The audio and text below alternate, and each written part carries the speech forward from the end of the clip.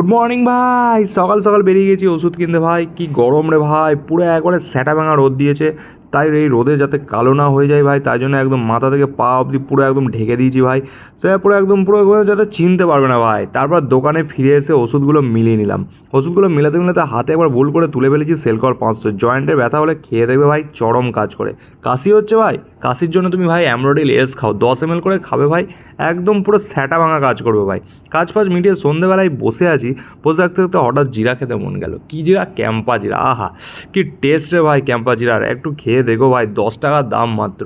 ক্যাম্পা জিরা খেতে খেতে দোকান বন্ধ করে দিলাম। বন্ধ করে দিয়ে দুই বন্ধু মিলে বেরিয়ে গেলাম একটু ঘুরতে। ঘুরতে ঘুরতে দেখলাম একটা মোমোর দোকান। আহা, সবাই মোমো খাচ্ছে দেখে আমাদেরও মনে হলো একটু মোমো খাওয়া যায়, তাই 2 প্লেট চিকেন মোমো অর্ডার দিয়ে দিলাম। 2 প্লেট চিকেন মোমো অর্ডার দিয়ে ভাই 1 প্লেট তো আমিই সাঁটিয়ে দিলাম ভাই। আহা কি টেস্ট রে ভাই।